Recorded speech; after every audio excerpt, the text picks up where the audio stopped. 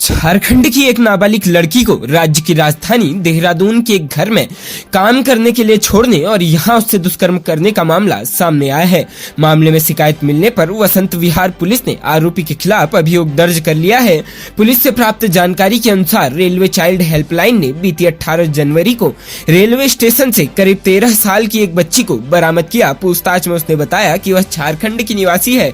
1.5 साल पहले पटवारी नाम का व्यक्ति उसे वहां से भगाकर दून लाया। उसने यहाँ उसके साथ दुष्कर्म किया। इसके बाद काम करने के लिए बल्लीवाला चौक के पास विवेक विहार में प्रदीप बंसल के यहाँ बेगार यानी बिना मानदेय के काम करने के लिए छोड़ दिया। प्रदीप के घर में बिना कुछ मानदेय के उससे 1.5 साल तक काम कराया गया। परेशान होकर वह वहाँ से चुपके से भाग कर निकली। उसे बाल कल्याण समिति के सामने पेश किया गया तो पूरा मामला खुला। प्रकरण में पुलिस ने पटवारी नाम के व्यक्ति के साथ ही प्रदीप बंसल के खिलाफ अभियोग दर्ज कर जाँच शुरू कर दी है। प्रदेश के उधम सिंह नगर जिले के रुद्रपुर की आदर्श कॉलोनी में गद्दीवश एक युवती ने आत्महत्या कर ली थी। अब पता चला है कि मृतका की शादी तय हो गई थी, जबकि युवती पर एक युवक शादी करने का दबाव बनाते हुए उसकी फोटो और वीडियो वायरल करने की धमकी दे रहा था। मृतका उससे शादी नहीं करना चाहती थी। इससे मानसिक तनाव में आकर उसने आत्महत्या कर ली।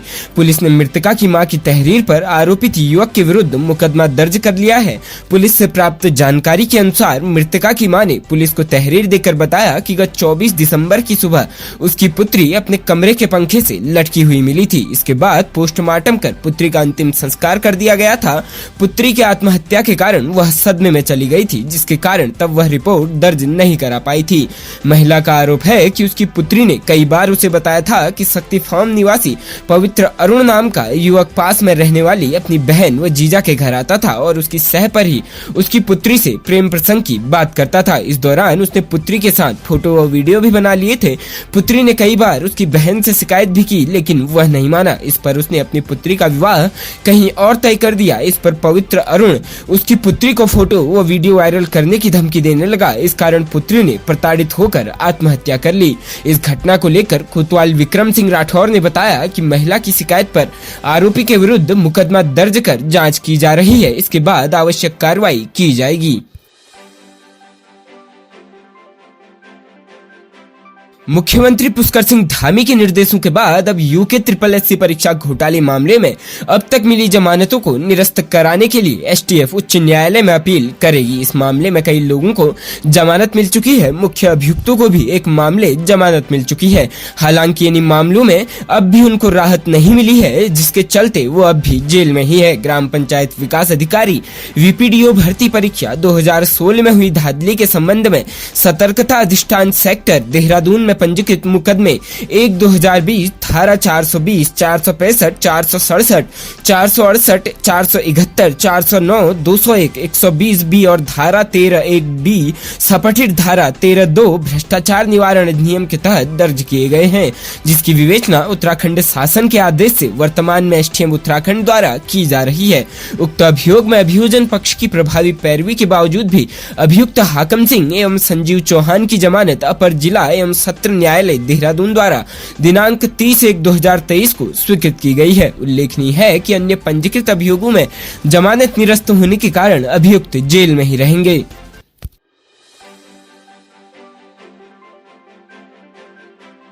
राज्य उत्तराखंड में सितारगंज के सिसोना राजकीय महाविद्यालय में कुछ बदमाशों द्वारा छात्र संघ के अध्यक्ष पर रिवॉल्वर तानने का मामला सामने आया है। छात्र ने कोतवाली सितारगंज में तहरीर देकर मामले में कानूनी कार्रवाई करने की मांग की है। आपको बता दें कि छात्र संघ के अध्यक्ष पारस भंडारी ने कोतवाली में तहरीर देकर बताया है कि रोजाना की तरह आज भी राजकीय महाविद्यालय सिसोना में गए थे, जहाँ पर कुछ बुलेरो सवार बदमाशों ने पारस भंडारी पर रिवॉल्वर तान दिया। उनके द्वारा यह भी बताया गया कि कुछ दिन पूर्व उनका किसी बात को लेकर एक से वाद विवाद हो गया था, जिसमें उनको जान से मारने की धमकी दी गई थी। वहीं पुलिस द्वारा मामले को गंभीरता से लेते हुए जांच शुरू कर दी गई है। वहीं छात्र संघ अध्यक्ष पारस भंडारी ने बताया कि इस मामले को लेकर माननीय कैबिनेट सौरभ बहुगुणा से भी वार्ता हुई है, जिसमें उनके द्वारा जल्दी कानूनी कार्रवाई करवाने की बात कही गई है।